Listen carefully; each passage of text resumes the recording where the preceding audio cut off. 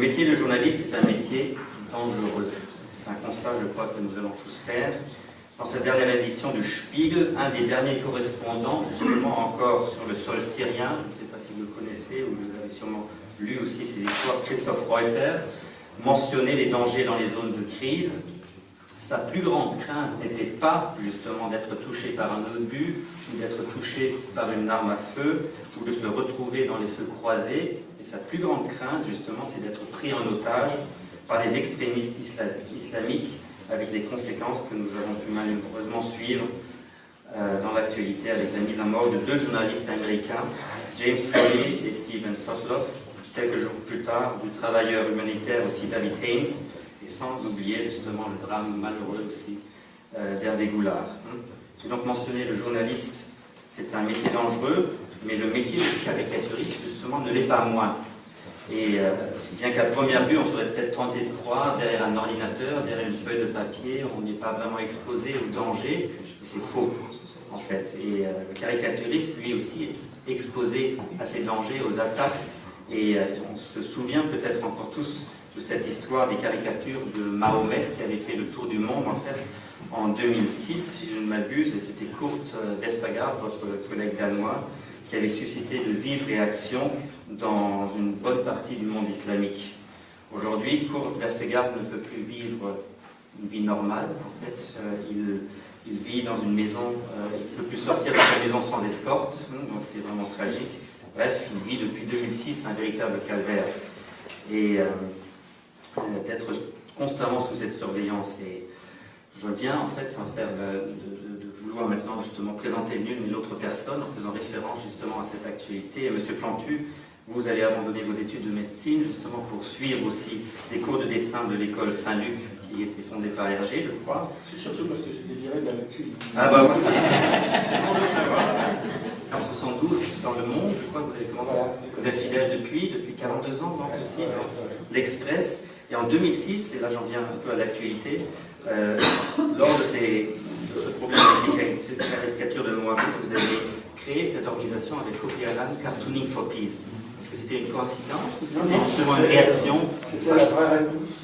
La vraie réponse, en fait. Quand on a vu que ça allait être de plus en plus dur de faire des dessins sur tel sujet, alors fais attention, là il y a un minaret, là il y a une synagogue, là il y a une église, là il y a un copte, là il y a... Et on voit bien que les peurs s'installent, et donc on s'est dit, bon, il faut absolument qu'on se réunisse avec des dessinateurs, des chrétiens, des juifs, des musulmans, des agnostiques, on a même un mormon, tu sais, le malgache, il est mormon.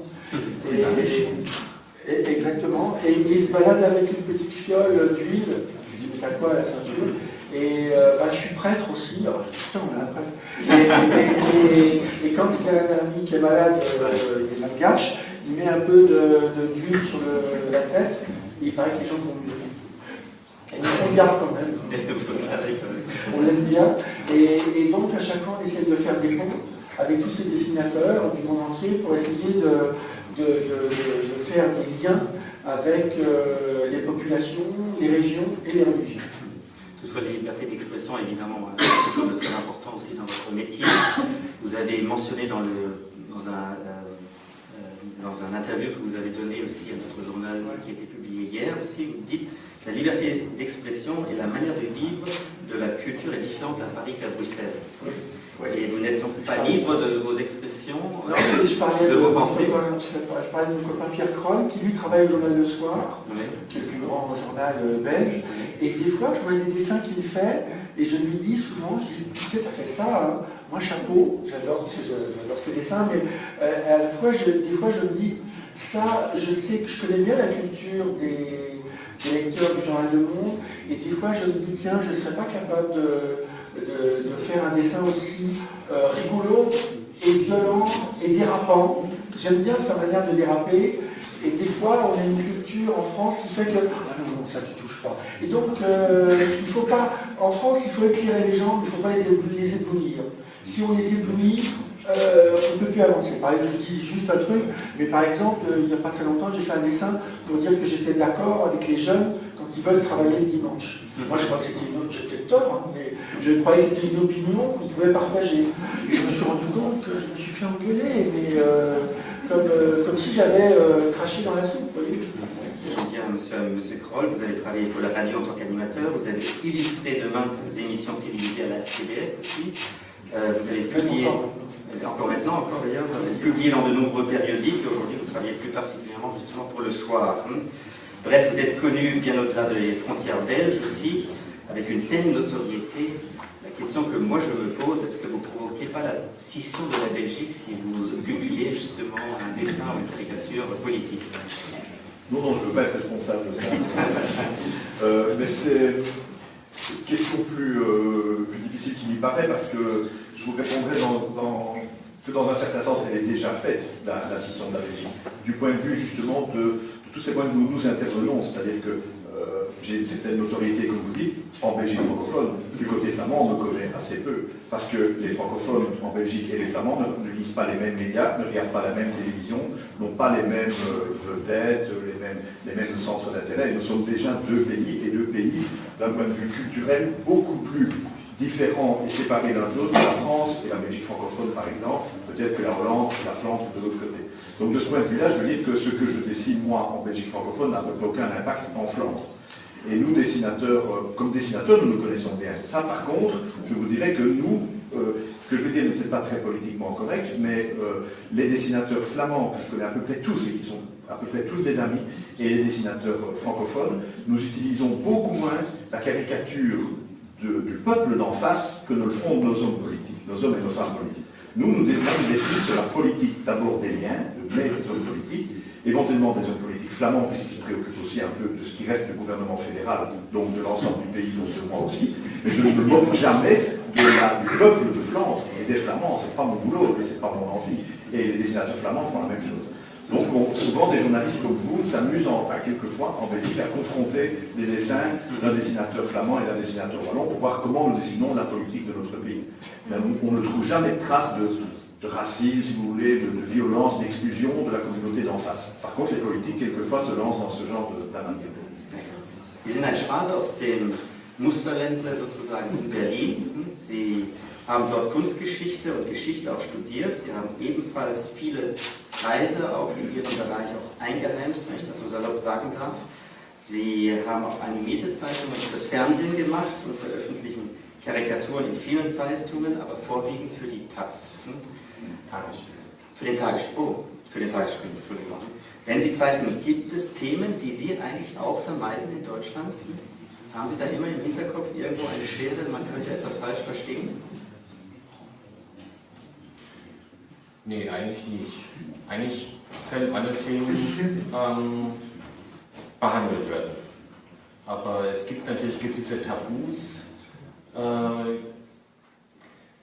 wo man sich nicht mehr ganz so dran traut. Also ich musste selber mal eine Woche untertauchen, weil ich eine Zeichnung gemacht habe, die mir eine Morddrohung eingehandelt hat und so.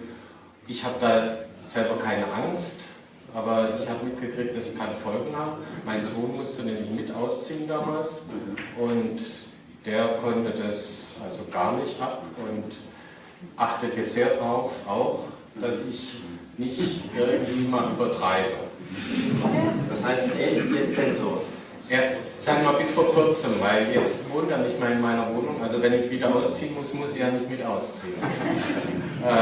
Aber die Grenze sind natürlich immer die Chefredaktion. Ja, man kann zeichnen, was man will, wenn es die Chefredaktion nicht akzeptiert, kommt sie halt nicht. Und deshalb hat man ungefähr die Grenze im Kopf, beziehungsweise die achten natürlich wieder auf ihr Publikum, die das Publikum im Kopf hat. Passiert das oft, dass die Chefredaktion sagt, nee, das machen wir nicht, das publizieren wir nicht? Dann muss ich meine Zeitung loben, beziehungsweise die Chefredaktion, die halten sich da sehr zurück. Sie werfen mir manchmal die geballte Ladung von Leserbriefen vor die Füße, ohne Kommentar, ich sollte mal beantworten. Aber sonst halten sie sich zurück und ich habe auch einen gewissen Trick, um das ein bisschen zu vermeiden, indem ich einfach, der Redaktionsschluss ist bei uns 16:30 Uhr, Und ich gebe meine Zeiten immer 16:30 Uhr. Da kann man nichts mehr machen. Das ist offen. Ja, genau, das Loch muss ja gefüllt werden. Genau. Wunderbar. Vielen Dank. Also, wir gehen von Deutschland, gehen wir in die Niederlande.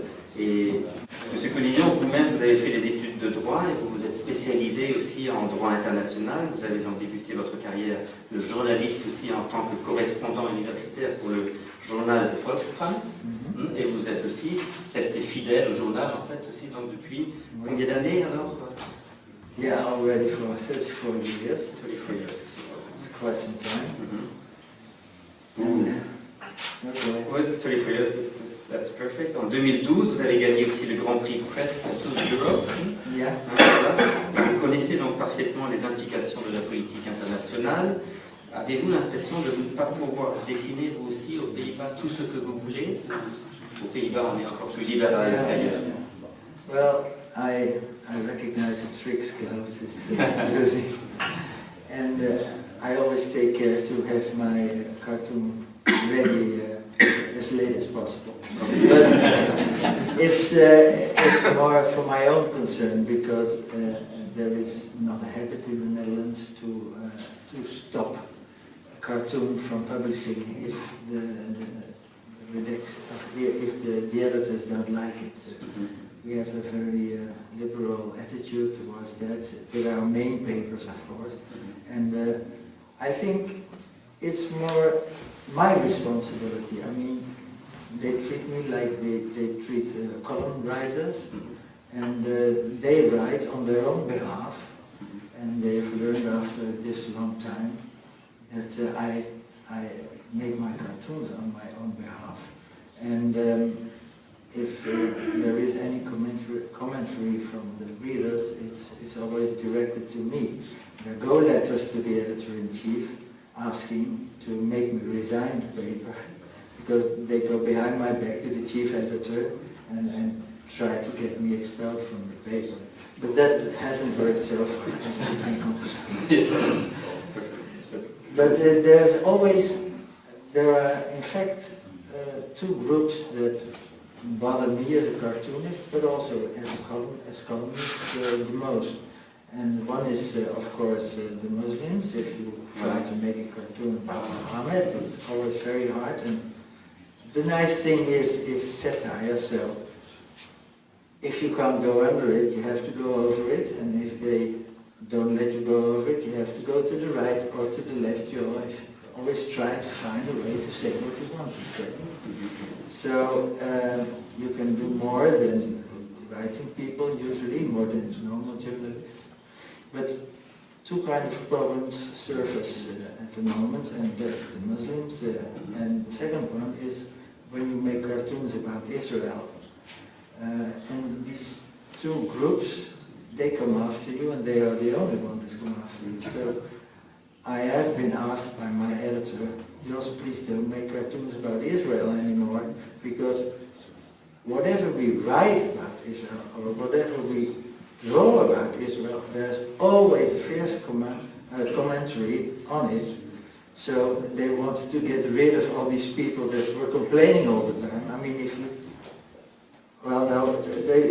so they asked me, well, they never forbid me to draw about it, and I don't make so many particular cartoons about Israel. This time when they went into Gaza, it was my holidays. I'm pretty sure my editor was very lucky. Liked it very much, but it was my holidays. But those are the two groups that make it hard for us. Okay, thank you very much. Donc last but not least, du retour au bercail, nous revenons au Luxembourg. Justement, j'ai le grand honneur aussi de vous présenter Florine Balaban, qui au sein de notre rédaction est aussi une grande personnalité que nous admirons et côtoyons aussi depuis 18 ans.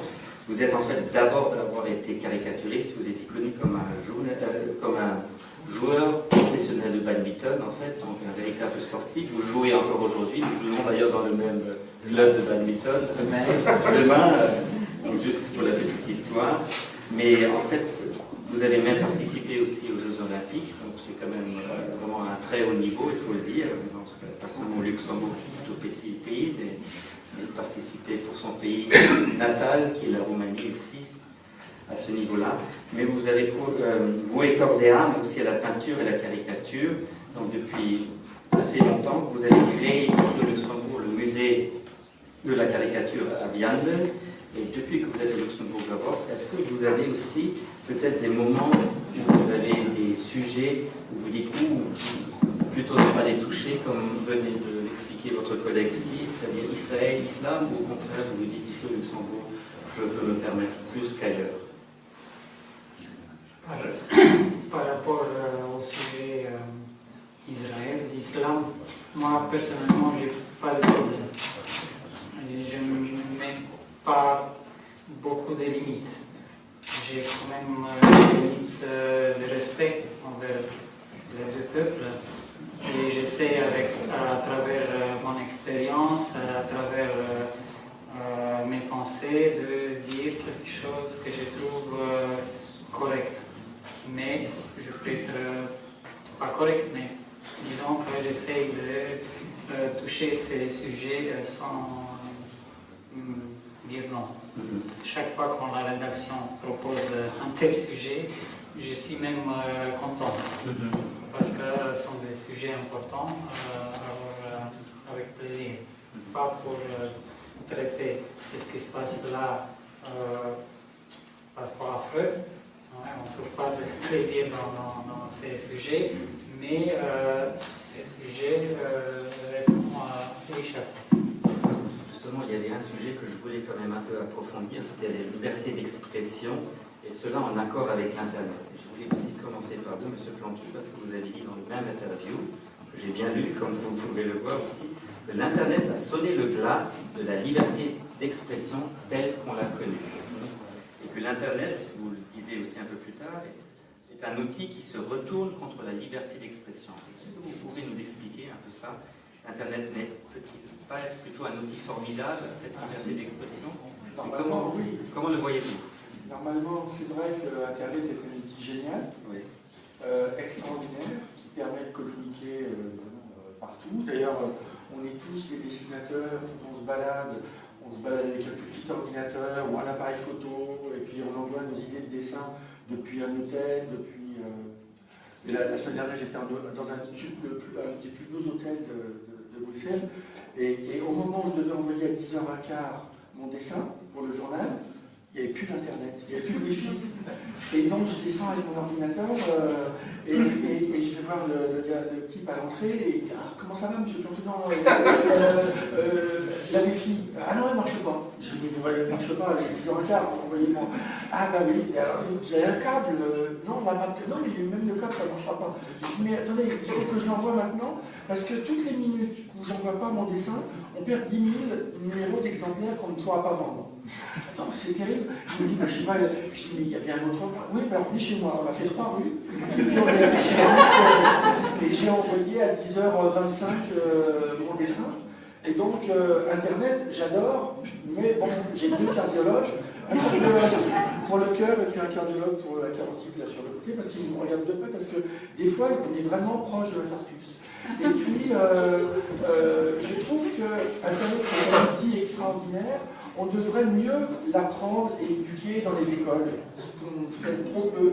Parce que des fois, pour vous dire, je voudrais vous montrer des images, mais des fois, Internet manipule les gens.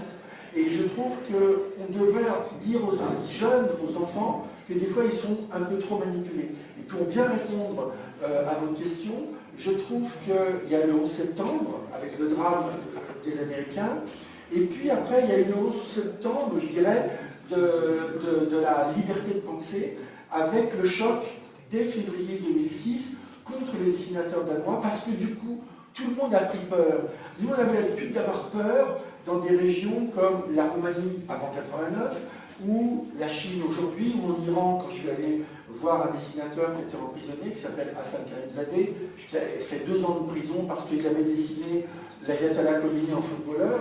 Pas très violent, 2 ans de jaune quand même. Et puis j'ai rencontré un autre dessinateur qui s'appelle Nick, 76 coups de fouet dans un dessin. Donc la peur, je veux bien. Dans leur pays, moi je veux bien la peur. pas la peur en France, pas la peur en Belgique, c'est pas possible. Or, les gens maintenant, les décideurs en images, commencent à avoir peur, alors qu'avant ils n'avaient pas peur. Et leur peur me fait peur. Et donc je me dis, on a tout un enseignement à faire pour essayer d'expliquer qu'on doit continuer à utiliser Internet, qui ne doit être qu'un outil. Or, Internet est devenu un maître. Et moi, je veux que Internet ne soit qu'un outil et non pas un maître. Que vous dire sans réduire ce débat à peu de choses? Je vais dire deux, trois petites choses d'apparence contradictoire. Je veux dire, bon, sur le côté outil, il a dit, c'est très important. Il faut savoir que c'est aussi un média qui a fait justement apparaître une dessinatrice comme Nadia Kari, qui signe Willis from Tunis, qui est maintenant un peu l'emblème de la liberté d'expression par le cartoon en Tunisie, est née avec le printemps arabe en Tunisie, la révolution de Jasmin, uniquement sur Internet. Elle n'avait jamais publié dans un journal et elle continue à ne pas le vouloir, sauf de très rares exceptions. Donc c'est aussi un vrai moyen d'expression qui sert la liberté d'expression. Point. Autre chapitre, c'est aussi un média et parfois un éditeur dont le statut n'est pas évident. Mon dernier album, je vends des albums traditionnellement en papier, imprimé, 45 000 exemplaires, sur mon petit marché en Belgique, c'est vraiment beaucoup, donc un fort taux de pénétration. Il existe aussi la version électronique, en livre électronique, qui se vend à peine à quelques dizaines, c'est tout, mais qui doit passer par des plateformes comme l'App Store, par exemple. Mon album de l'année dernière parle donc essentiellement de politique belge, mais aussi de politique internationale. Donc la couverture doit représenter les deux choses. Et la couverture, je choisis de dessiner Delphine Boel, certains connaissent, la fille naturelle supposée, enfin un procès va décider prochainement, si c'est le cas, de notre ancien roi Albert II, qui toute l'année a manifesté pour faire valoir ses droits. Et c'était l'année des Femmes aussi. Donc je dessine Delphine Boel, la princesse, seins nus, avec écrit sur elle, je suis la fille du roi. Vous voyez, la manifestation féministe de la France. Par galanterie, j'envoie le dessin à Delphine Boel que je connais et tout. Donc du côté de la politesse, je sais me débrouiller tout seul. Mais au niveau de la diffusion mondiale, je ne sais pas le faire. Parce que l'App Store a interdit la diffusion de mon livre, qui n'est donc pas accessible, n'est pas en vente, nulle part au monde, ni au Luxembourg, ni à Bruxelles, en version électronique, parce que des Américains, quelque part, en Californie, ont trouvé ce dessin obscène. Ça, c'est l'Internet aussi. Alors, dans sa version réseaux sociaux, c'est-à-dire Facebook, etc., qui là est une certaine menace pour nous dessinateurs de provoquer de l'autocensure. Parce que ce qu'a dit Joss Pignon et ça sont tout à fait exact, on le vit tout le temps avec le public, mais on le vit beaucoup plus vite, évidemment, avec les réseaux sociaux. Et ça peut jouer dans les deux sens. Moi, j'ai une page Facebook que suivent près de 100 000 femmes. C'est beaucoup. Il n'y en a que 200 peut-être qui font des commentaires systématiquement. Si je voulais suivre ces commentaires pour être encore un peu plus connu, pour vendre un peu plus de mes albums ou être plus populaire, je regarderais ce qui est chaque fois le plus liké, comme on dit. Et je tomberais dans le piège de faire des dessins qui disent tout le temps que mon Premier ministre est homosexuel, tous les autres des voleurs, que les Arabes sont trop nombreux en Belgique, vous voyez ce que je veux dire? Et ça marcherait très très bien. Donc j'évite de faire ça. Mais j'évite aussi d'avoir peur de juifs ou de musulmans qui me disent que si je continue à dessiner sur ça, ils vont venir me casser la gueule. Donc, il n'y a qu'une solution, ou alors je ne regarde plus du tout. Je n'ai plus de page Facebook où je ne la regarde pas, je ne vis pas avec mon temps, ou bien je communique avec tous ces gens, mais je n'écoute pas ce qu'ils me disent. Voilà. Sehen Sie das auch so? Internet eine Fliegenfalle, in der man sich sehr schnell verführen lassen kann, oder ist das für Sie letztendlich tatsächlich auch eine Möglichkeit, Ihre Werke weltweit irgendwie zu verbreiten, also auch über ein deutsches Publikum hinaus? Ja, es ist wie das meiste zweischneidig. Also das eine ist, es bringt wirklich unheimlich viel Erweiterung. Ich bin jetzt auch seit 1,5 Jahren bei Facebook, was ich eigentlich ablehne, aber man hat mir gesagt, mach das, du erreichst auch mehr Jugend und mehr Leute und so, und das habe ich auch gemacht.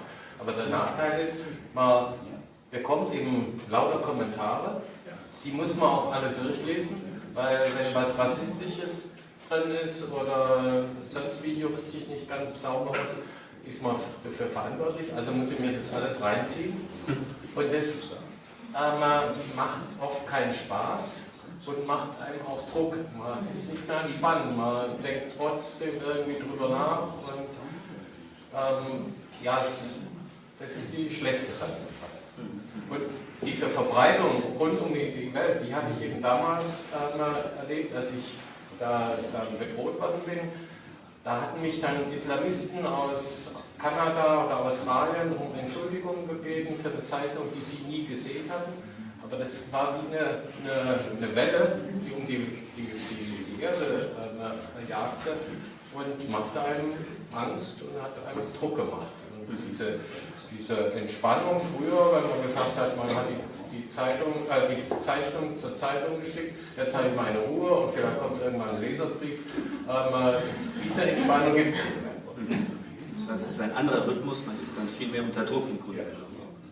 I use Facebook also, but not in that way. I use it for 60 people I really know and I really like to follow. So when I look on my Facebook page, I see what my friends are doing. So I really use it for friends. And in fact, I'm not so interested in what people say about me on the internet because I know there are so many name-calling persons. I had them on the newspaper site. And they put comments on under it, and there were very nice comments, but I really hated the way people were writing about my cartoons, which they didn't even understand, as far as I could see from their reactions. So I asked the paper to leave that away, and so they stopped the possibility of having comments on my cartoons. I like it much better than that. You know, I don't feel really as a cartoonist for peace. I feel more like a cartoonist for fierce debate, a fierce Jerry Paxman-like debate, and that is my fate also. People treat me as a debater, which is all right by me, but it's too much name-calling, it's too much having their judgment ready in advance, and too many people don't try to see what I am saying, but are fired by the subject on its own, by the topic of the cartoon, and they want to let know in very bad terms what they think about it. That's all right with me, but not under my cartoon. So I think in general, we always thought and hoped that the internet would make people smarter. But the dumbest things you can find on the internet, and too many people are following the most stupid things they find on the internet. In the medical world, for example, but also in the world of opinion and of making opinion. So I am afraid that the internet hasn't really helped us in developing a better world so far. But I'm very optimistic, it will come. But it'll need to survive the youth problems of internet. Florine, toi qui es d'origine roumaine, tu as eu en fait, depuis ta naissance, en fait, tu connaissais aussi le régime totalitaire, tu connais en fait ce que ça veut dire aussi d'être dans un régime sous l'oppression en quelque sorte, tu as quitté ton pays natal aussi, et donc pour toi les libertés d'expression, ça doit être justement quelque chose qui a une très grande valeur aussi pour toi.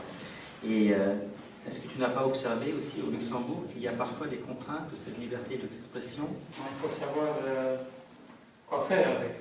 Parce que si on a juste la liberté comme ça, pour dire toujours tout et n'importe quoi, ça ne sert pas à grand chose, cette liberté. Si j'ai fait l'expérience un peu pour regarder en arrière dans mon pays, le regard des gens vers la liberté, c'était quelque chose d'idyllique. C'était quelque chose qu'on a voulu avoir, mais ensuite on n'a pas vraiment su le toucher, l'apercevoir. Oui, parler, oui, on peut dire tout maintenant, mais bon, il faut savoir quoi dire, parce que bon, c'est connu, on peut rire de tout, mais pas avec tout le monde. Il faut savoir à qui tu t'adresses, qui est l'homme d'en face.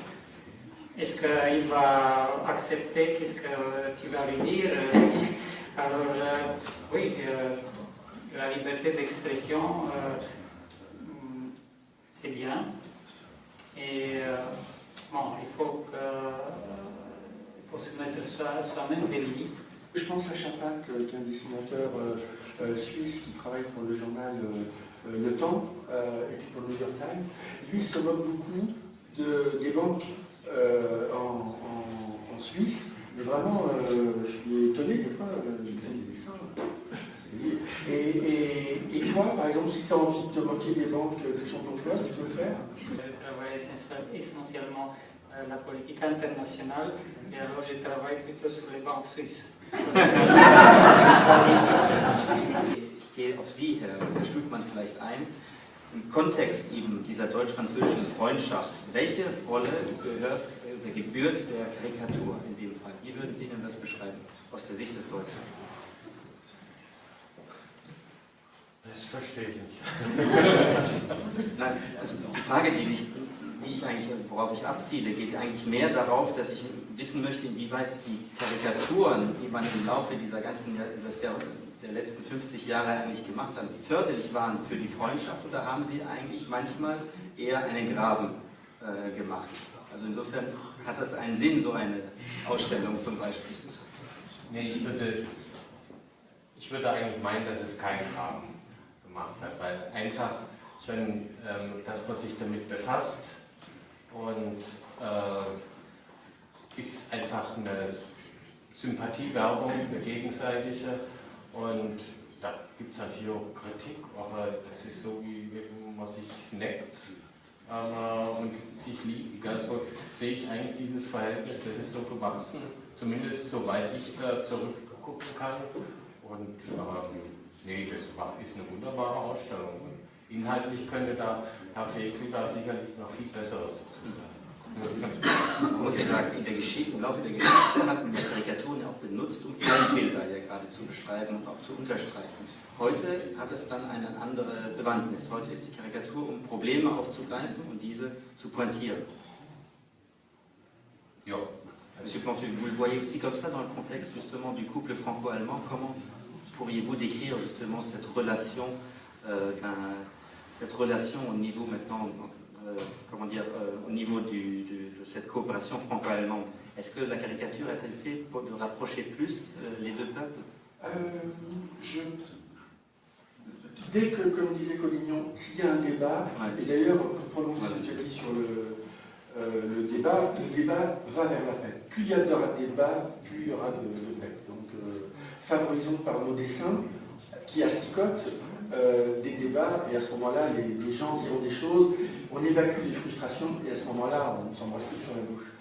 Mais avec l'Allemagne, je trouve, et c'est grâce à mon ami Walter Schlegel, que je connais depuis 30 ans à Berlin, et qui m'a demandé il y a quelques années de venir dans mon journal au Monde et de prendre tous mes dessins sur le franco-allemand depuis 40 ans. Et en fait, grâce à ton travail, ça m'a permis de comprendre à quel point j'aimais l'Allemagne. Et je ne savais pas à quel point j'aimais l'Allemagne. Alors, je m'en doutais un peu, mais c'est vrai que j'ai jamais fait de dessin du tout anti-allemand. Et quand je vois, j'ai un dessinateur que j'aime beaucoup en France, qui s'appelle Tim, et que j'aime beaucoup les bords, mais je l'aime beaucoup, il travaille au Journal L'Express, et il y a un dessin qu'il a fait, il l'a fait souvent d'ailleurs, il a reproduit le casque à pointe. Et moi, j'ai jamais ressenti le besoin de dessiner l'Allemagne en ressortant les casques à pointe, le pas de doigt, des trucs comme ça, j'en ai un peu marre. Et en fait, c'est intuitif, sans le faire exprès. Et c'est quand j'ai regardé le bouquin que Walter a fait avec Andreas, qui est notre éditeur berlinois, qui est ici, et que je remercie, et là je remercie tout le monde d'ailleurs de nous donner l'occasion, de nous Européens, de se retrouver ici à Luxembourg pour parler finalement d'un amour d'Europe. Même si on asticote l'Europe, et en fait derrière tout ça, on aime l'Europe, et bien finalement, je me suis rendu compte que j'étais un amoureux de l'amitié franco-allemande, et quand je vois dans l'exposition les dessins de ce qu'on appelle les accords de la conférence de Reims, la conférence je sais comment ça s'appelle, et de 58 avec Adenauer et puis De Gaulle, et bien on est vraiment... On se disait en 63, vous le dites. Les accords de l'Élysée, exactement.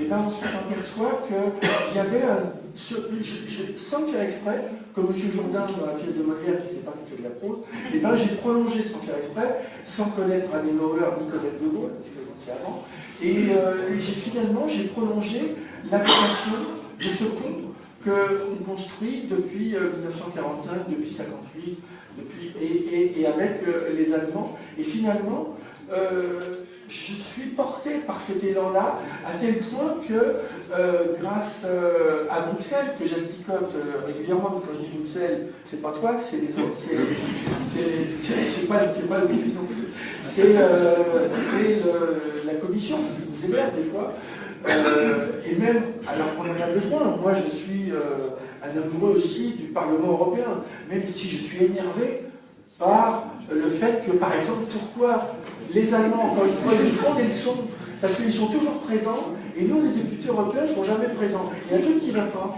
Et à chaque fois, c'est les Allemands qui nous font la leçon, mais ils ont raison. Je ne sais pas pourquoi les Français, ils viennent. Et heureusement que je suis dessinateur, parce que je m'énerve tout le temps. Et à chaque fois, je me dis, arrête, calme-toi, fais un dessin. Et donc, j'ai fait un dessin, je me calme.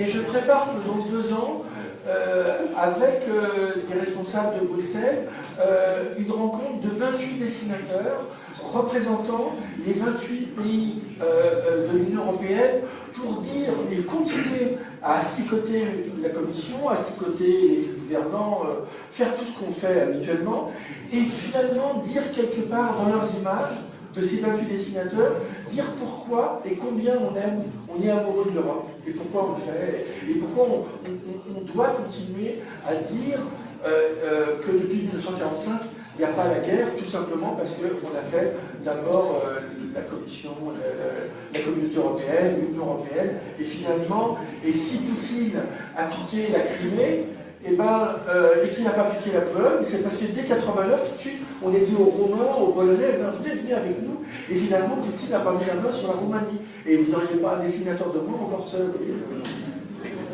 Quelle est la vision justement de la Belgique et peut-être des Pays-Bas aussi sur ce couple franco-allemand? Comment voyez-vous justement, en tant que caricaturiste, ce couple franco-allemand? Alors nous, on les regarde un peu, on regarde ce couple un peu comme des voisins. De l'autre côté de la haie, on regarde 2 maisons un peu plus grandes où ils ont l'air de faire des choses ensemble.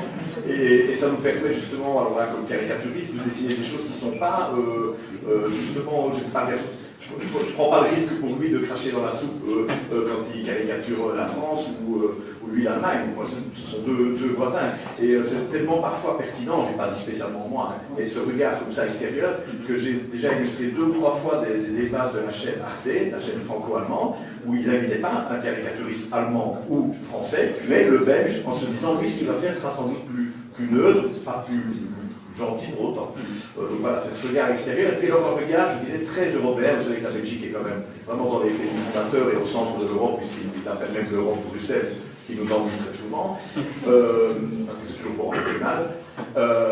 Et donc, j'ai un regard aussi très européen, je suis très européen, et je partage absolument tout ce qu'il a dit. Ce qui est difficile, c'est que nous, les caricaturistes, on met toujours le doigt sur des choses qui ne vont pas bien, ou même quand les choses vont bien, on s'en moque avec un peu de gentillesse. Sinon, c'est pas drôle ce qu'on fait. Sinon, ça devient de la propagande. Si nous, ici, on se met à faire des dessins pour dire l'Europe, c'est formidable, ils n'amuseront personne, et vous voyez ce que je veux dire.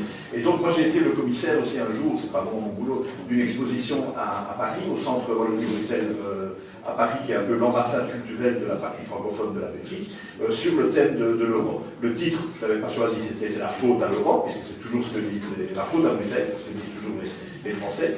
Eh bien, on a sélectionné, on n'a pas pris 28 dessinateurs existants, on a cherché dans l'histoire depuis le traité de Rome, si c'était un autre traité, l'existence de l'Europe, des dessins qui ont été faits par des dessinateurs de tous les pays européens et de quelques voisins aussi, suisses ou américains, et qui parlent de l'Europe. Et puis, mettons tout ça, c'était très amusant, mais on s'est dit, mais tout ça est extrêmement critique, on a l'air de dire que rien ne va dans le monde, alors que le message de l'exposition était vraiment le contraire. Et on a misé sur l'intelligence du visiteur pour se dire, c'est pas une exposition pour démolir l'Europe, sinon il ne l'aurait pas faite. C'est une exposition pour dire, il y a de la liberté d'expression en Europe, et tant qu'on critique, tant qu'il y a un débat sur, je ne sais pas, le présentéisme et l'absentéisme des députés, ou sur les dépenses, sur tout ce que vous voulez, ça fait vivre l'Europe. Donc c'est comme ça, nous, dessinateurs belges, je crois que je parle même pour mes confrères, que nous regardons et l'Europe et le couple franco-allemand, qui en est l'axe majeur. We need both France and Germany and Europe, so, but on the other hand, it's and Paarlauf and Pas de Deux. And me as a Dutch cartoonist, I feel strongly I'm the third person in Pas de Deux. That's a very tricky position. Florine, toi qui vis au Luxembourg, le Luxembourg qui se veut toujours médiateur entre les deux grandes nations ici, tu le vois la même chose aussi sur le point de vue caricatural? Oui, l'Europe est positive. Si on regarde l'histoire, et espérons que ça va continuer. Et l'intégration sera encore meilleure qu'avant. Et je me réjouis également du côté des nouveaux pays, comme Roumanie et les autres, avec tous leurs problèmes. Espérons qu'ils seront membres de cette conglomérat. Et bien sûr, la France et l'Allemagne, à cause de leur poids aussi historique, mais aussi économique et tout ça, bien sûr, c'est important. Et il faut, même si on ne doit pas être forcément jaloux de leur leadership, mais il faut comprendre et essayer de mettre encore du sel à côté pour que le repas franco-allemand soit plus riche et avec eux, on vivre en paix et en sécurité.